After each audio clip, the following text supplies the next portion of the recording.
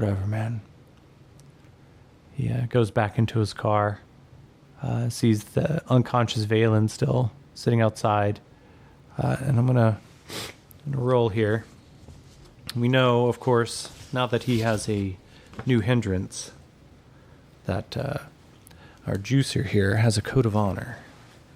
So I'm actually going to say it's likely, with a chaos factor of 6, that Yakeem is going to take Valen and at least bring her in the car so she doesn't die out here.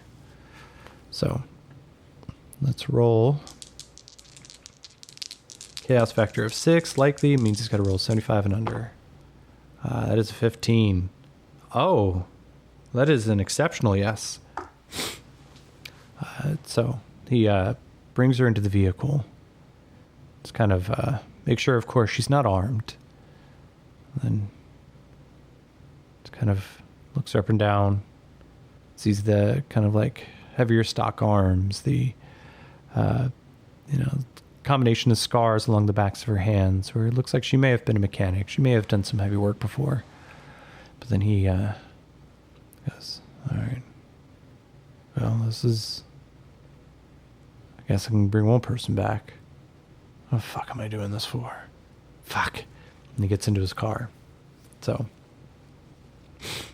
as he starts driving down the road, it takes, let's see.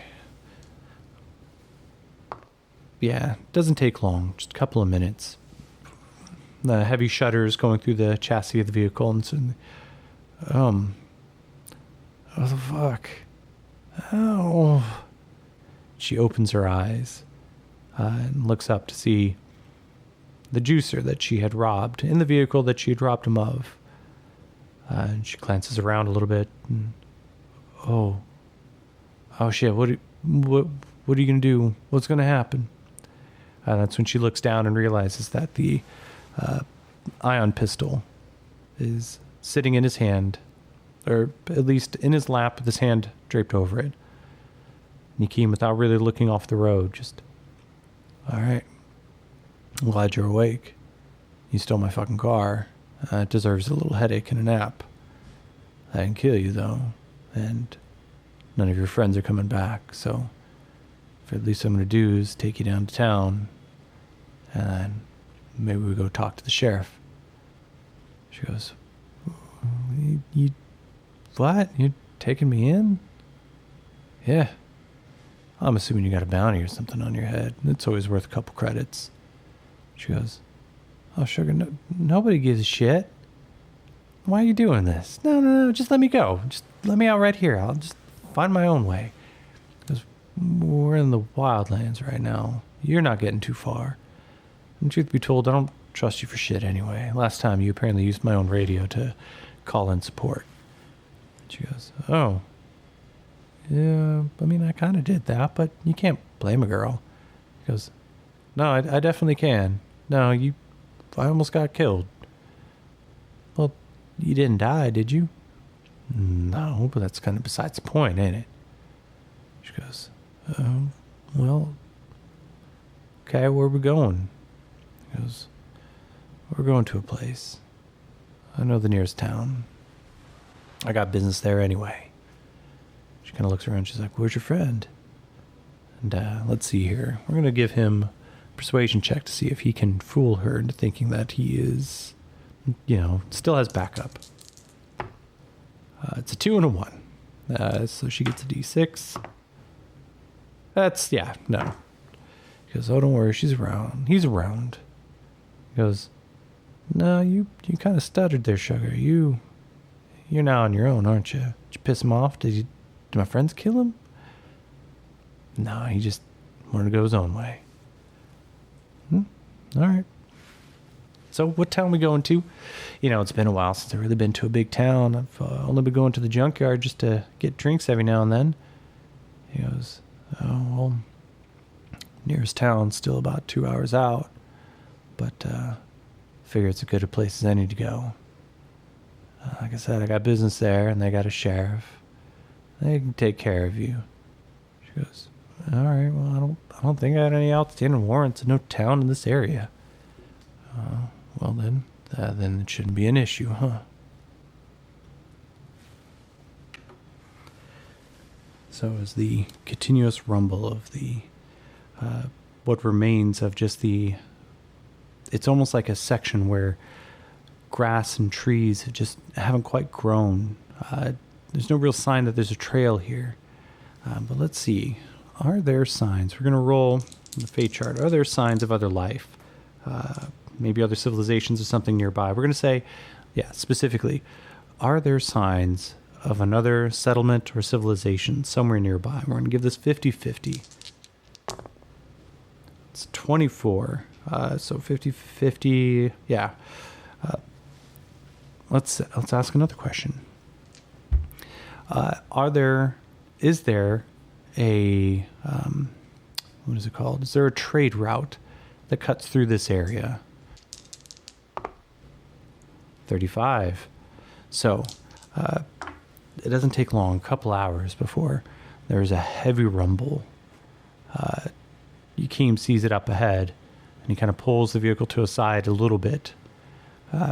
Doesn't really slow down, and suddenly there's as a multi-track hover car, or it's not even a car, it would be for our occasions an 18-wheeler, but hovering above the ground, ensuring that no roads are necessary, with multiple attachments behind it, almost akin to like maybe a 2-trailer heavy load coming through. Turrets sit on top of these trailers, and sure enough, behind him are a couple of hover cycles that continue on. Steel-eyed people riding on side, heavy weapons strapped across their backs. They tear by very quickly, one of them pulling off and kind of getting so that way it can ensure it's in between this random vehicle along this one stretch before they can potentially try to turn bandit and attack the train. Yakeem just kind of nods to him as they pass by, a blur of ceramics and steel before they continue on. Yeah, we're getting a little bit closer here. We should be seeing it pretty soon. As they come up, a sign partially on just a couple of nails that just says Dodge City. The population's been scratched out, and instead it just says, good luck. And as they begin to approach, the roads, the kind of like matted down path that they've been following, start showing more and more signs of things like cobblestone. And eventually it is smoothed over enough just by the continuous wear and tear that the car itself stops rumbling. The heavier wheels instead let out that bassier just groan as they continue pulling across, which should be a much smoother drive. The town itself is not big at all. All sorts of manner of folks walk in and out. A lot of them wide-brimmed hats and dusters on. Weapons are festooned all over them. But as Yakeem pulls up, let's see here. We're going to go and find a table that helps us define, first off, where does Yakeem need to go?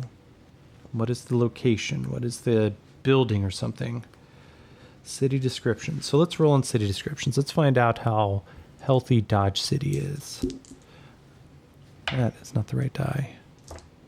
That is the right die. 94. So it is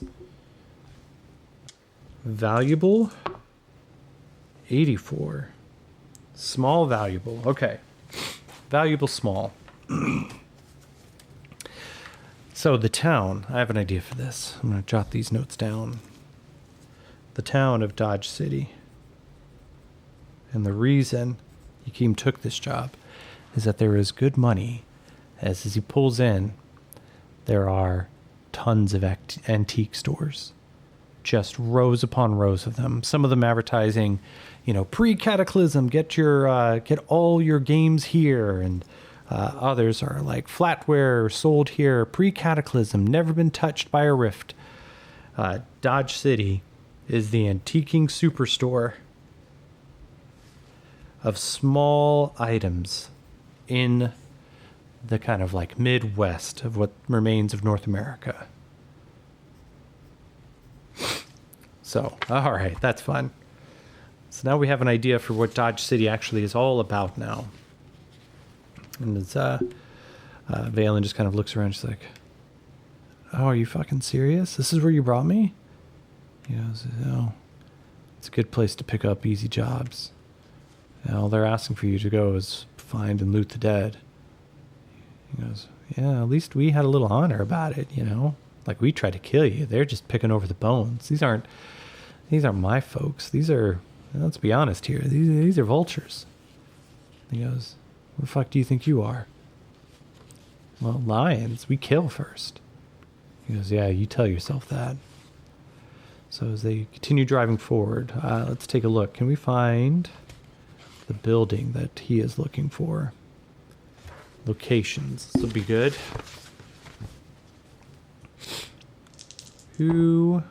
Let's see, that's a 2. Active. 43. Active and harmful. An active, harmful location. And this is where he picked up the job. Maybe. Okay, an active, harmful location. It's going to be a rough and tumble place. Maybe what it is. It's effectively like a headhunter's bar. Headhunter's bar. Oh, actually, I have a better idea. This isn't just a headhunter's bar. This isn't a place where people go for jobs. This is a juicer bar. Now, in modern parlance, what you and I may know in contemporary living, a juicer bar actually sounds like some place where people who wear, sports leisure clothing go in to get carrots and kale blended up. But now, in riffs in the Kansas wildlands, a juicer bar is actually where juicers go to get jobs, to drink, to swap stories. Of course you came to know this place, and of course it's going to be harmful, because the kind of games the juicers play would probably be deadly to lesser people, to those who are not augmented. Yakeem pulls into a parking space, and undoubtedly all around are other vehicles, not too terribly dissimilar than his. Some probably have some mounted turrets, spikes all over the place, maybe even some blades that set out from like footstools to get up into a Jeep. So that way somebody who comes across just at the wrong time as the juicer's driving by will get torn in half by jagged metal. And of course, standing in front of the bar, there's just a group. A couple of them look like they may be weightlifters, just bulky and strong, men and women alike. Mohawks, shaved heads, piercings all over the place, tattoos that echo up and around, but all of them with that little bit of a wild look in their face. And there is, let's see here. Are there a group? Are they actually juicers in front, or are they people trying to pose as juicers? I will say it is 50-50 that they are juicers standing in front. 17. Yeah, no, they are definitely juicers standing in front. They come up, and as they see Yakeem, like, "Hey, what's up?" Yakeem goes, "Hey, coming back from a job, man." He goes, "Oh yeah? Who's the grease stain?" Man goes, "Excuse me, I'm not a fucking grease stain. What are you talking about here, juicer?" He goes, "Oh, no. It's all right. She's with me." So we're gonna give Yakeem a bit of a persuasion check here. Let's see if it's gonna get really questioned for bringing Valen in. Oh shit, that blows up. Okay. So it's a success, and Yakeem goes, "She's with me." He goes, "Aren't you just kind of dating below your type there?" And ripple laughter. He goes, "No, she's got a bounty on her head. I'm bringing her in." He goes, "Oh, shouldn't you go to the sheriff for that?" Figure I'd let her see the inside of one of these first before, she gets carted off. "All right, well, that's on her head. Bye, grease stain." She goes, "Fuck. Fucking assholes. Are they all assholes? Are you all assholes?" "Yeah, pretty much." As they step in, the classic juicer bar is usually pretty dimly lit.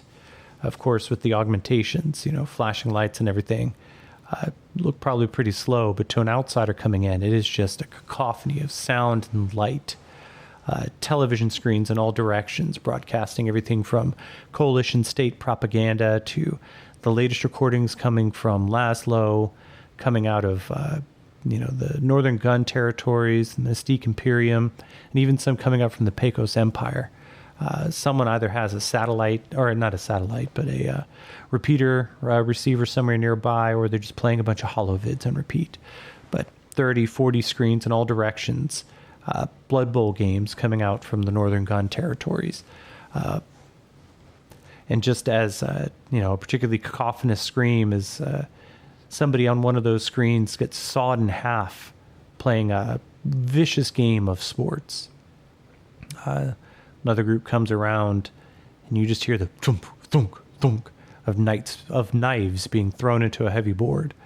And somebody is waving their hand faster than the human eye could possibly follow, but almost imperceptibly slow for a juicer, as somebody else is now throwing knives and darts, trying to see if they can catch his hand. Suddenly there's a scream as the thumb pops off, and somebody else just goes, yeah, there you go. Now they're just going to start calling you righty. It's like, I'll get a new one. This place is truly, for a harmful but active place, it is a great place to go. Valen just kind of looks up and is like, well, at least you could buy a gallon of beer, right? Because they don't sell beer. What they sell on tap back there will kill you. She goes, oh, I'm willing to try. He goes, well, let me at least turn you into the sheriff first. That shit will kill you. It'll box your kidneys. How? How do you drink it? He goes, Biocomp. Kicks in, begins filtering it out automatically. By the time it actually gets to our brain, it hits like a gold leaf wrapped in a brick. Feels good for a minute, but then the body Biocomp starts compensating for it, starts filtering it out. We end up having to pee like 40, 50 times in the course of a day. She goes, you pee all the time? No, just when we drink. Oh, that sounds terrible.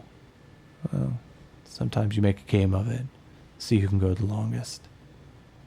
Oh. You guys just sound like a bunch of teenage frat boys then. He goes, well, it's the weirdest fraternity ever. Every single one of us, when we graduate, we're going to be doing so probably in a crater. Oh, never thought about it that way. Well, aren't you just pleasant? He goes, I mean, the most pleasant person you meet in here. Don't touch anything. And so they progress further into a back room. Series of these small, almost like beaded curtains, but with a privacy screen in front. And as soon as you step through, the curtains themselves seem to shimmer and part. And as you step through, the sound from the room behind just disappears.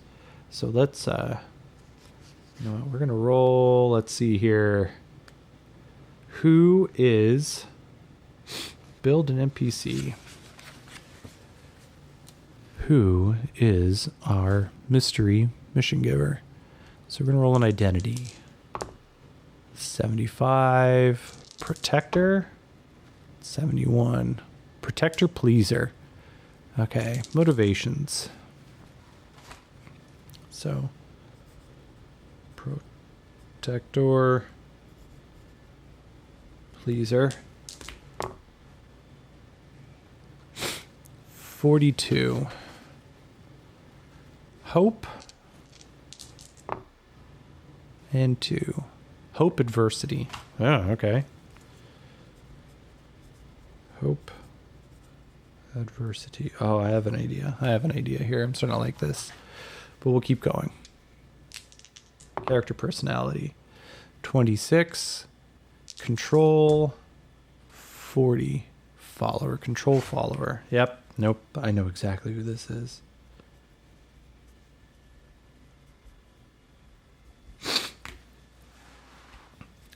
All right. So Yakeem steps in.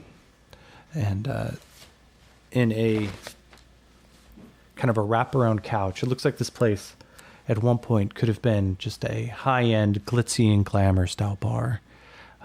Club music would have piped through the speakers directly overhead, but of course, whatever catastrophe actually struck, nobody was here to revamp and clean the place up and turn it into the influencer's paradise that it probably was pre-Cataclysm.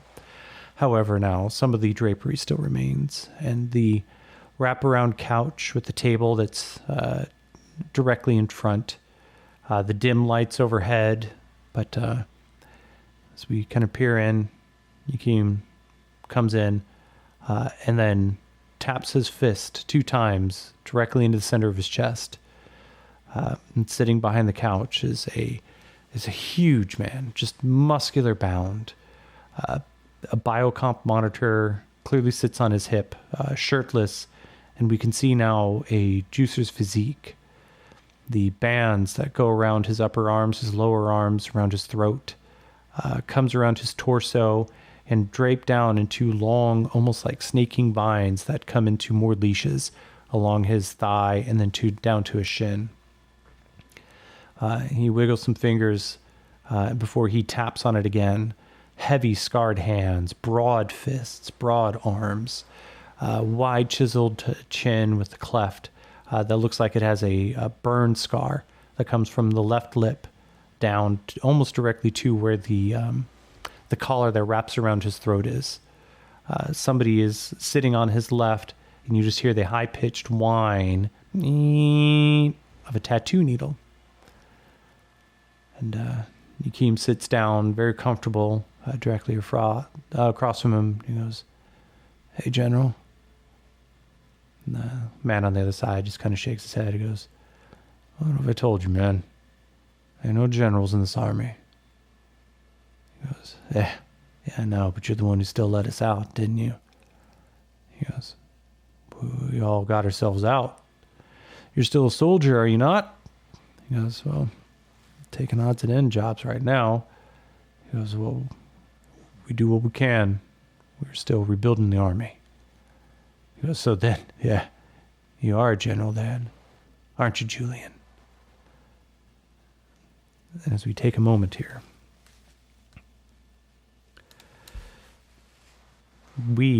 I have an idea. Give me 1 second. We are going to do a bit of a flashback. So, as we see here now, maybe not a much younger Yakim, but the biocomp and the skin underneath it look fairly new. The skin itself is kind of red, as though it's been placed not too terribly long, but the truth is the juicer augmentation process takes months, painful months. But he's not quite as burly. He doesn't have the thick, ropey muscles that we know the Yakim has right now. His hair is a little bit longer, his eyes a little less sad. But as he crouches behind a heavy barricade, we see a different weapon in his hand. An assault rifle, clearly has the signs and the indicators, the coalition states on it. And he leans up around the corner and just begins whoop, whoop, whoop, as the heat sink on the side of it turns on and off to keep the laser rifle from overheating. The screeches on the other side of it begin to die out. And we see now somebody else crowd up. 2 others, in fact. One of them, the same man he just referred to as Julian, still burly, just huge, but now wearing a helmet painted with almost like a cannonball fire, and just heavy plates that cover his torso, his arms, and his shoulders. This one, he is carrying looks like a heavy rail gun with him. And then another smaller juicer wears a helmet that completely obscures his eyes, but you can see that there's a connection port in the back of it. Screams are continuing around them as we are going to go into kind of an initiative round here. And this is going to be, almost entirely theater of the mind, but we're going to see how this plays out because I just have an idea and I don't know if it's going to work or not. Obviously, we can't mess too much with the time stream because we've already established some events and, time travel isn't the same thing as flashback. But we are going to give our 3 juices here. Yakeem gets a 6. Julian gets a 9. Our unnamed Hyperion gets a 6. Ooh, and the Coalition gets 6. So we're going to start with, as heavy fire begins coming down from the other side, the lasers begin piercing and burning everything around them. Let's see. That'll be a hit. Now, whoops. Yeah, right off the bat, the Hyperion, a particular style of juicer who has been augmented to make them some of the best pilots and drivers. He leans up around the corner. He's like, all right, we should be able to get over there. If we get over there quickly. And then, boom, this heavy pulse slams into the side. The helmet shatters. The face underneath is burned, scorched to the point where the bone begins to expose. But it's fast enough that he doesn't even last. Ragdolling, he kind of turns around, flips, and lands into a skidded mess as a heavy pulse hits him in the side of the head. Julian and Yakeem just kind of, shit. He was right out of here, wasn't he? Julian just goes, yeah, well, I guess we're just going to be taking one of theirs then, huh? He's like, get behind me. All right, so Julian is going to stand up. We're going to give him a D10. Let's see, rate of fire of 3 on these. And his wild die. God damn, Julian. He begins to fire. You know what? He begins to fire. The railgun just begins to cut through the ranks. And as he begins to push forward, we're going to say Yakeem tucks in behind him.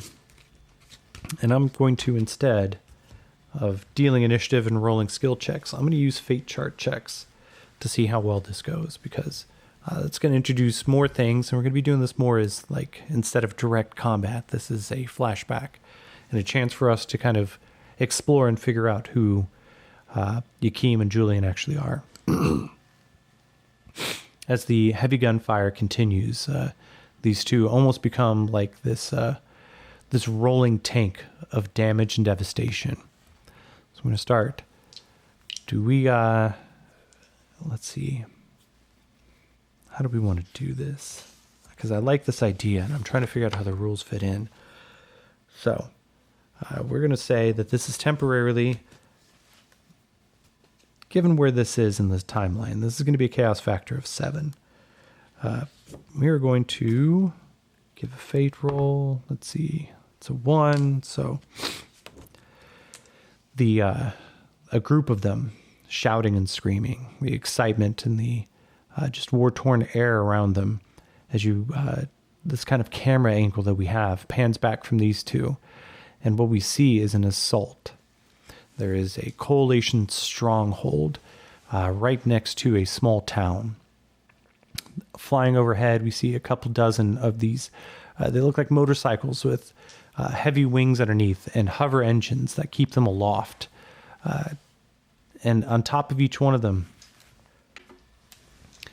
there are a series of these just jacked juicers, male, female, sometimes not even human. Dwarves and elves are pretty obvious, and some other creatures that look like they may be close enough akin to humanity, but separated by whatever deviations occurred in time streams, multi-realities, whatever else it may have been. Some of them are using grappling hooks, crudely made from bent pieces of steel, as they are leaping from the back of motorcycles and clinging on to the Samus power armors that are attempting to lay down suppressing fire on the ground below. Juicers of all kinds and makes are continuing a siege assault against this fortress. And despite what is obvious heavy armor, heavy power armor, heavy weaponry, and the fortress in front of them, it looks like the coalition is on the losing side. You can see, as we have this kind of pan-over view, the glittering black armor of coalition soldiers, torn and shredded, punctured and wounded, and there are some unarmored folks. You can see some of the juicers themselves had fallen where they were. Even now, as some of the assault is continuing, there's one very big juicer who is almost bulldozing his way up to a small squad. We can only make out the shape, and as the aim and fire of these guns are obviously beginning to do impacts, there is just this almost halo, a glowing halo here. And then suddenly there is an explosive detonation as the body of the juicer itself incinerates into an inferno. The nearest coalition soldiers catch, and they are thrown like rag dolls in all directions. As we come back over, we see Julian, Yakim, and a couple of other soldiers coming up towards the front gate, duck down behind. Let's see here.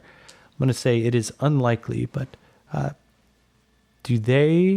they the initial breach into this coalition fortress? I'm going to say it's unlikely, which is a 65 or lower. That is a 9. So not only is it a yes, it is an exceptional yes. Julian comes up, and he's got a shape charge in his hand. And he goes, hey kid, you want to go have some fun? And Yakim looks at it, and he's like, they'll cut me apart before I get up to it. How the fuck am I supposed to do this? He goes, oh, don't worry, we'll cover you, but just go run up there as fast as you can. It's a race, think of it that way.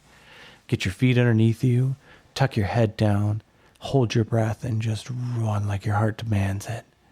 And when you get up to that front gate, start shaping this into the biggest dick you've ever seen. When you get back, we'll ignite it, and it's going to burn a hole right through. And he goes, okay. All right, Julian. Yeah, all right. You let me know when to go.